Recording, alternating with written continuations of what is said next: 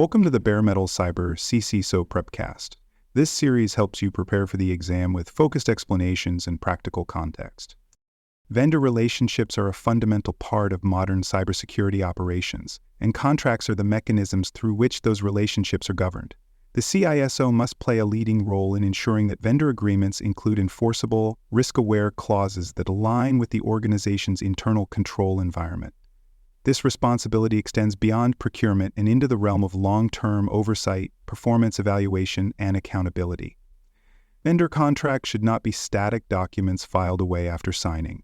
They are dynamic instruments that define how the organization handles data, responds to incidents, shares responsibilities, and maintains compliance in outsourced or third-party environments. The CISO collaborates closely with legal, procurement, compliance, and IT to define appropriate terms, review agreements periodically, and ensure that risk tolerance and policy mandates are reflected in every security-relevant clause.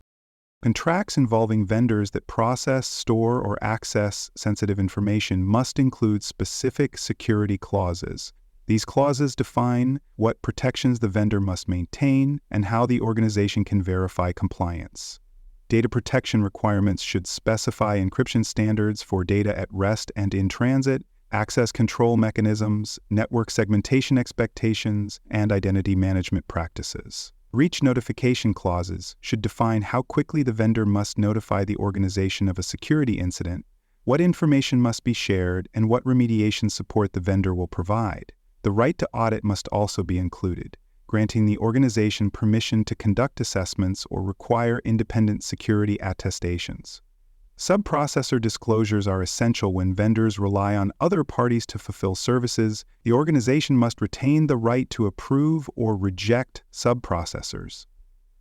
Termination clauses should define what happens when the contract ends, including secure data deletion, return procedures, and cooperation during the transition to another vendor. Service level agreements, or SLAs, form a core part of vendor performance expectations. SLAs are not just technical guarantees, they are risk management tools. They must define minimum thresholds for service availability, such as system uptime or redundancy. SLAs must also include incident response and support timelines. This includes how quickly the vendor acknowledges an issue, begins resolution, and completes remediation. Recovery objectives such as RTO, recovery time objectives, and RPO, point objective, are critical in disaster recovery planning and must be explicitly stated.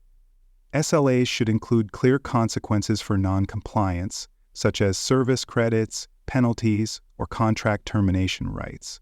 Additionally, SLAs should define how often performance reports will be delivered and what metrics will be included. These expectations form the basis for monitoring, enforcement, and escalation if the vendor fails to meet obligations. Tracking vendor performance requires defined metrics. CISOs must ensure that SLAs are more than words on paper. They must be monitored in practice. Performance metrics include SLA adherence over time, the number and severity of service disruptions, and the timeliness of incident responses. Compliance metrics include the frequency of patch application, completion of access reviews, and coverage of audit requirements. Third-party risk platforms may provide external risk scores that indicate a vendor's cybersecurity posture, including breach history, vulnerability exposure, and attack surface characteristics. Internal metrics such as support ticket volumes, resolution times, and user satisfaction scores offer additional visibility. These metrics must be linked to the organization's risk register and audit findings, reinforcing the connection between vendor performance and enterprise risk management. For more cyber-related content and books, please check out cyberauthor.me. Also, there are other podcasts on cybersecurity and more at baremetalcyber.com. Ongoing vendor governance is essential to sustaining oversight. Governance frameworks include periodic performance reviews, contract check-ins, and risk assessments. These reviews may be conducted quarterly, semi-annually, or annually, depending on the vendor's criticality. Vendor governance forums or steering committees help coordinate evaluations and share insights across departments. Dashboards and scorecards provide visual summaries of vendor health, trends, and compliance status. These tools help the CSO and executive stakeholders identify declining performance early and take proactive action. Vendors whose performance deteriorates or whose risk ratings increase may need to be reviewed, renegotiated, or even replaced. CISOs must ensure that vendor governance is formalized, repeatable, and integrated with procurement, legal, and audit processes. When a vendor fails to meet expectations or suffers a security breach, the CISO must initiate a structured response. If a vendor violates a contract clause or misses SLA thresholds, the organization must invoke enforcement mechanisms. This might include financial penalties, service credits, or formal breach notices. Unresolved issues may need to be escalated to legal counsel, executive committees, or governance bodies. If a data breach occurs, incident response processes must be activated, including coordination with the vendor, communication with regulators, and notification to affected parties. All steps must be documented. The CISO must oversee remediation timelines, verify completion, and conduct lessons learned reviews. If the vendor's failure poses a continuity risk, the organization must evaluate alternatives and ensure continuity of service through predefined contingency planning.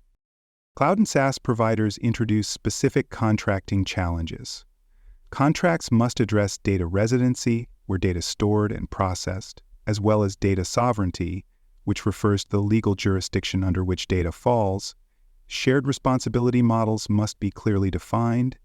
These models delineate which security functions are handled by the cloud provider and which remain the organization's responsibility. Breach notification clauses must be adapted to cloud environments with expectations for logs, investigation support, and communication timelines.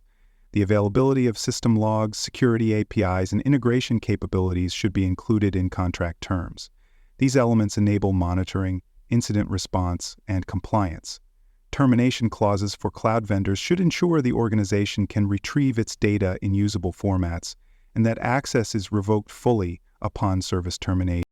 Legal and regulatory requirements must be embedded into every vendor contract. Contracts must align with privacy regulations such as GDPR, HIPAA, and CCPA. This includes data subject rights, lawful processing standards, and breach notification obligations. Indemnification clauses should define the scope of liability in the event of a breach, including caps, exclusions, and coverage of legal costs. Contracts should also address subpoena response procedures, audit cooperation, and record retention requirements. The CSIO must coordinate with legal counsel to ensure that contract language is defensible, current, and tailored to the specific services and data involved. Contracts must be reviewed periodically as laws evolve and as the organization's regulatory profile changes. Planning for vendor termination is just as important as onboarding. Contracts must define how data will be securely returned or deleted when the relationship ends. This includes timelines, verification methods, and acceptable formats. Offboarding processes must include credential revocation, access logging, and transfer of documentation. If the organization is transitioning to a new provider, the original vendor must be required to cooperate during migration. This includes maintaining services during the overlap period and ensuring knowledge transfer where necessary. Contingency planning must anticipate vendor insolvency, acquisition, or other disruptions. These scenarios must be reviewed during contract negotiation and reflected in the termination clauses. Having clear, enforceable offboarding procedures protects data, limits operational disruption, and reduces residual vendor risk. Vendor contract management is a key topic on the SEA CISO exam. Terminology such as SLA, breach clause, right to audit, indemnity, and subcontractor must be fully understood. Scenario questions may describe a vendor performance failure, a contract negotiation involving privacy regulations, or a third-party breach requiring rapid enforcement of notification term. The exam tests the CISO's ability to lead contract negotiations, collaborate with legal and procurement, and ensure that contracts support governance, risk, and compliance.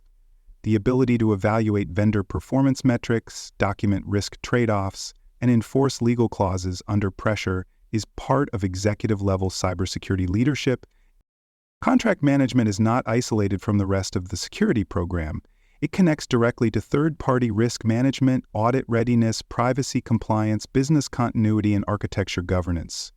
Weak contracts result in ambiguity during incidents, gaps in enforcement, and uncontrolled risk exposure. Strong contracts provide structure, leverage, and transparency. They also reinforce the message that security is not optional. It is built into every layer of the organization's operations, including its external relationships. The CSO must ensure that contracts are aligned with policy, responsive to risk, and enforceable in real-world conditions. Thanks for joining us for this episode of the Bare Metal Cyber CISO Prepcast. For more episodes, tools, and study support, visit us at baremetalcyber.com.